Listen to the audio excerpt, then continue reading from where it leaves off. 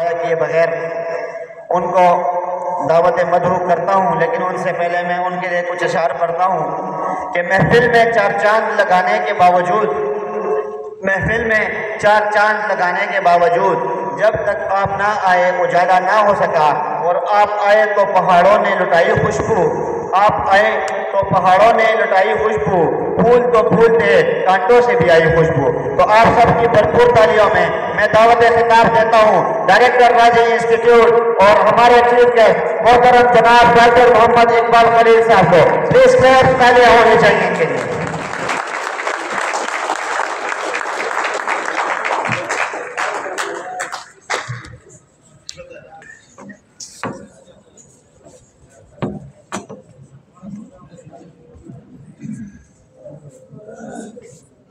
الحمدللہ رب العالمین والعاقبۃ للمتقین والصلاة والسلام علی رسولہ الکریم، اما بعد، اعوذ باللہ من الشیطان الرجیم، بسم اللہ الرحمن الرحیم۔ سبح اسم ربک الاعلی الذی خلق فسوی والذی قدر فہدی، صدق اللہ مولانا العظیم وصدق رسول الکریم۔ محترم جناب حاجی ہدایت الرحمان صاحب، محترم جناب اجمل صاحب، محترم جنابہ محترمہ فضہ صاحبہ، دیگر اراکین اسٹاف، میرے پیارے بچوں اور بچیوں، السلام علیکم ورحمۃ اللہ وبرکاتہ۔ یہ ایک نئی روایت یہاں پر ڈالی گئی ہے کہ بچوں نے نئے آنے والوں طالب علم کو مدعو کیا ہے، ان کی دعوت کی ہے۔ بڑی اچھی بات ہے، یہ بہت اچھی روایت ہے، اس کو آئندہ بھی جاری رہنا چاہیے۔ میرے بیٹے نے جو تلاوت کی سورہ اعلیٰ کی، اس کی جو پہلی 2 آیات ہیں، میں نے آپ کے سامنے اس کی تلاوت کی۔ اس میں اللہ تبارک و تعالیٰ نے انسانوں کے بارے میں یہ کہا ہے کہ ہم نے انسان کو بہت بہترین انداز میں پیدا کیا ہے، وہ پاک ذات ہے جس نے انسان کو بہترین انداز میں پیدا کیا ہے۔ فخلق فسوی، اس کو ایک مناسب انداز میں، ایک متوازن انداز میں بنایا ہے۔ یعنی انسان کی تخلیق جو ہے وہ بہت بہترین تخلیق ہے، اور انسان کے جتنے بھی اعضاء ہیں اور جوارح ہیں یہ بھی بہت بہترین ہیں۔ اب مثلا اللہ تبارک و تعالیٰ نے ہمیں بصارت کے لیے 2 آنکھیں دی ہیں، ہمیں سماعت کے لیے 2 کان دیے ہیں، ہمیں سونگھنے کے لیے ناک دی ہے، ہمیں کھانے کے لیے اور بہت سے فنکشنز کے لیے منہ دیا ہے۔ انسان کا چہرہ جو ہے وہ دنیا کا سب سے حسین و جمیل چہرہ ہوتا ہے، اور انسان کا جسم جو ہے وہ دنیا کا سب سے حسین و جمیل اور خوبصورت جسم ہوتا ہے۔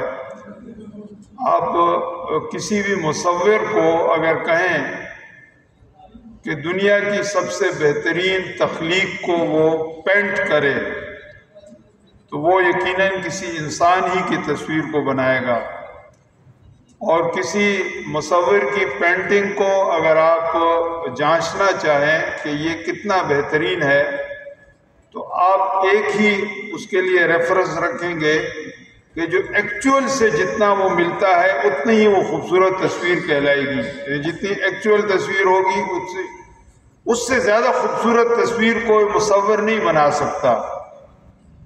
یعنی اللہ تعالیٰ نے انسان کی آنکھیں جہاں پہ رکھی ہیں، اگر کوئی مصور اس آنکھوں کو اوپر کر دے یا نیچے کر دے تو ہم اس کو بدنما قرار دیں گے۔ انسان کے لب جس انداز میں اللہ نے تخلیق کی ہیں، اگر اس لبوں کو آپ اوپر یا نیچے یا بڑا یا چھوٹا کر لیں تو وہ بدنما کہلائے گی۔ یعنی انسان کی جو تخلیق ہے وہ سب سے بہترین تخلیق ہے، انسان کی جو مخلوق ہے وہ سب سے بہترین مخلوق ہے جو اللہ تبارک و تعالیٰ نے بنائی ہے۔ لَقَدْ خَلَقْنَا الْإِنسَانَ فِي أَحْسَنِ تَقْوِيمٍ، سب سے بہترین شکل و صورت اللہ تبارک و تعالیٰ نے انسان کو عطا کی ہے۔ اسی طرح انسان کو جو ذہن دیا ہے، جو شعور دیا ہے، جو مینٹل فیکلٹیز دی ہیں انسان کو، تو وہ اس کا کوئی ثانی نہیں ہے، اس کا کوئی کسی اور سے مقابلہ نہیں ہے۔ ظاہر ہم جب جانوروں کی بات کرتے ہیں تو ہم سب سے جو ہوشیار جانور ہم اس کو قرار دیتے ہیں جو انسانوں جتنی کچھ خصلتیں رکھتا ہے۔ مثلا طوطا جو ہے وہ چند جملے اگر کہہ سکتا ہے تو ہم اس طوطے کو بہت پسند کرتے ہیں کہ انسان کے چند جملے وہ کہہ سکتا ہے۔ اسی طرح اور بھی جتنی مخلوقات ہے دنیا میں، اس کو ہم انسان کے ساتھ اس کا تقابل کرتے ہیں۔ پھول ہے، گل ہے، درخت ہے، جتنے بھی جو تخلیقات ہیں دنیا میں، تو ہم اس کو انسان کے ساتھ کمپیئر کرتے ہیں اور اس کے مطابق اس کے اچھے برے ہونے کا ہم فیصلہ کرتے ہیں۔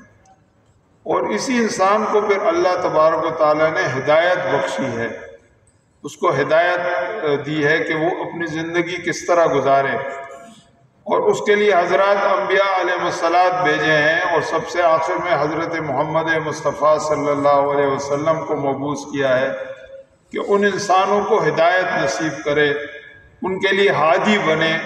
اور وہ انسان جو ہے وہ جو اللہ کی مخلوق جس بہترین انداز میں پیدا ہوئی ہے، تو اپنے شعوری طور پر بھی اس کو وہ اپنا بہترین ثابت کرے، اپنے عمل کے ذریعے ثابت کرے۔ تو ظاہر ہماری آپ سب کے لیے یہی خواہش ہوگی، ایک باپ کی حیثیت سے، ایک بزرگ کی حیثیت سے، ایک استاد کی حیثیت سے، کہ آپ یہ جو تخلیق ہے اللہ کی، اس میں جو بہترین تخلیق ہے، آپ اپنے عمل سے وہ ثابت کریں کہ آپ اللہ کی بہترین مخلوق ہیں۔ اور اللہ کی جو بہترین مخلوق ہے، اس کی جو ایک صفت ہوتی ہے وہ خدمت ہوتی ہے، کہ وہ دوسرے مخلوق کی خدمت کرتی ہے۔ یعنی وہ جو ایک مشہور شعر ہے نا کہ خدا کے بندے تو ہیں ہزاروں، بنوں میں پھرتے ہیں مارے مارے، میں اس کا بندہ بنوں گا جس کو خدا کے بندوں سے پیار ہوگا۔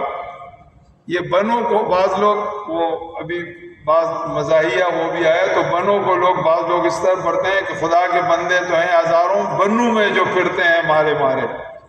تو یہ وہ بنو والا بنو نہیں ہے، یہ بن جو ہے اس کو جنگل کو کہتے ہیں، جنگلوں میں جو پھرتے ہیں، جو سادھو بن جاتے ہیں، جو درویش بن جاتے ہیں، وہ اللہ کے نزدیک بہترین لوگ نہیں ہیں، بلکہ بہترین وہ لوگ ہیں جو خدمت کرتے ہیں، مخلوق خدا کی خدمت کرتے ہیں۔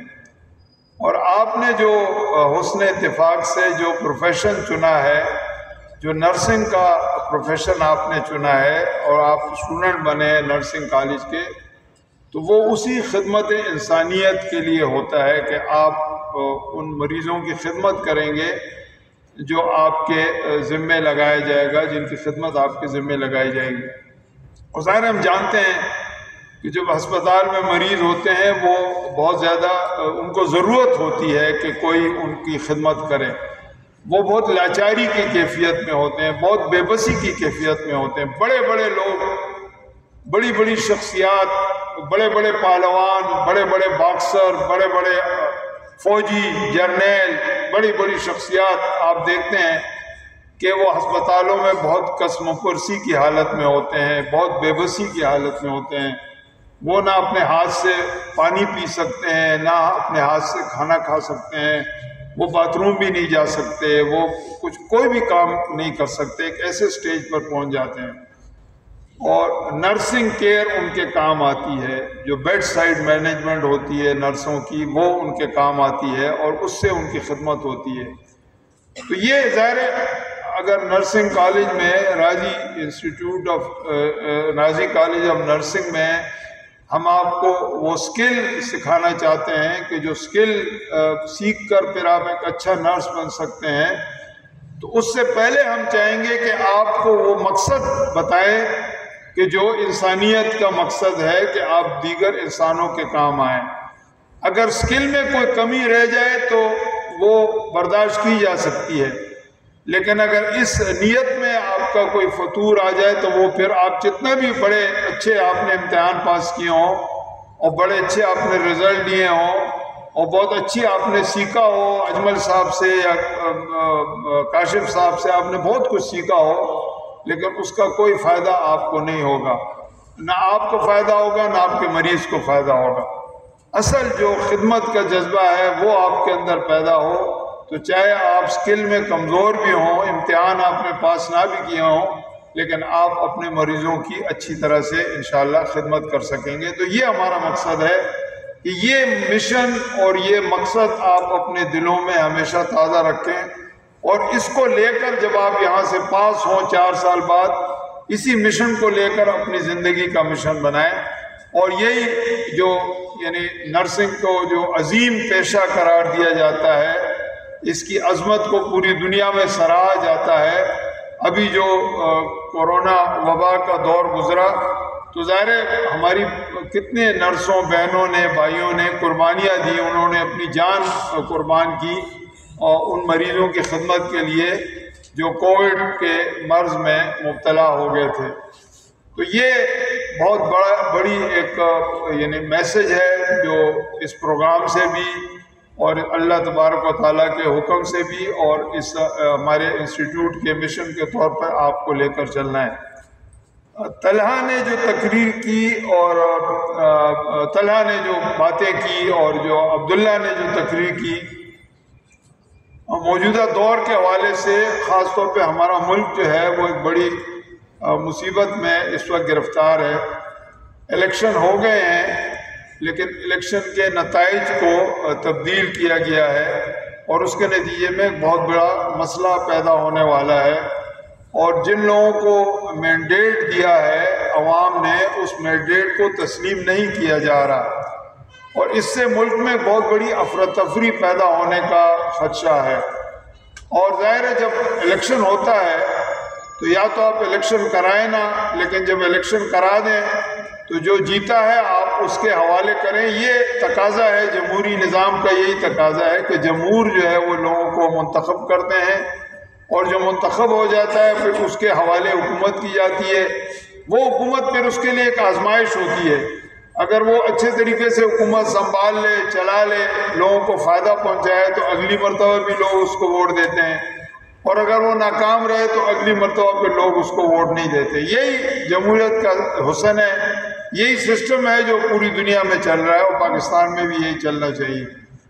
تو اس وقت ایک ہم یعنی دعا ہی کر سکتے ہیں، ظاہر ہے ہم اور آپ ہم مطالبہ کر سکتے ہیں، ہم دعا کر سکتے ہیں کہ جن لوگوں نے الیکشن جیتا ہے انہی کو ونر ڈکلیئر کیا جائے۔ یعنی کتنی عجیب بات ہے کہ جس آدمی نے 50,000 ووٹ لیے ہیں اس کے رزلٹ اس کا 5,000 ہو گیا ہے، اور جس نے 5,000 ووٹ لیے ہیں اس کو 50,000 کر دیا ہے۔ تو یہ جو بہت بڑے پیمانے پہ ایک اسٹیٹ سپانسرڈ دھاندلی ہمارے ملک میں ہوئی ہے پچھلے اس الیکشن میں، اس کا بہت بڑا نقصان ہوگا ملک کو، ملک کے مستقبل کو نقصان ہوگا۔ نوجوان نسل جو ہے اس سے کوئی بھی اچھا سبق نہیں سیکھے گی، بلکہ مائٹ از رائٹ والا ایک تصور بنے گا کہ جس کے ہاتھ میں طاقت ہے اسی کا پھر حق بنتا ہے۔ تو یہ ظاہر ہے ایک بہت یعنی غلط نتیجہ نکلے گا ہمارے الیکشن کا۔ تو ہم دعا کرتے ہیں کہ اللہ تبارک و تعالی ہماری جو لوگ ہیں جو اس ملک کے نظام کو چلا رہے ہیں، اللہ ان کو توفیق دے کہ وہ اس غلطی سے اجتناب کریں، اور جس مقصد کے لیے یہ ملک بنا تھا اور ایک جمہوری پروسیس سے ہی یہ ملک بنا تھا۔ ہمارے صوبے میں ریفرنڈم ہوا تھا 1947 میں، اور اس کے نتیجے میں یہاں کے عوام نے شرکت یعنی پاکستان میں شامل ہونے کا فیصلہ کیا تھا۔ اسی اسپرٹ کو جاری رکھا جائے اور پاکستان کو ایک ایسا جمہوری اور اسلامی ملک بنایا جائے جس میں سب لوگوں کی پارٹیسپیشن ہو اور سب لوگ مل جل کر اس ملک کو سنواریں۔ یہ ہمارے خواہش ہے، یہ ہمارا خواب ہے پاکستان کے بارے میں۔ یہی علامہ اقبال کا خواب ہے جس کی تعبیر اس وقت ہم دیکھ رہے ہیں۔ یہی حضرت قائد اعظم کی کوشش ہے، اور اس کے نتیجے میں ہمیں آزادی ملی ہے، اور اسی آزادی کو ہم نے اپنی جدوجہد سے انشاءاللہ برقرار رکھنا ہے۔ میں ایک مرتبہ پھر تمام اسٹاف ممبرز کو، آرگنائزرز کو مبارکباد پیش کرتا ہوں کہ خوبصورت پروگرام آپ نے یہاں منعقد کیا۔ اللہ تبارک و تعالیٰ آپ کے گھروں میں خیر و برکت پیدا کرے۔ اللہ تبارک و تعالیٰ ہمارے اس کالج کو دن دگنی اور رات چگنی کامیابی نصیب کرے۔ اور ہمارا جو اسٹاف ہے اللہ تعالیٰ ان کو محنت کی بہت شکریہ. اللہ حافظ.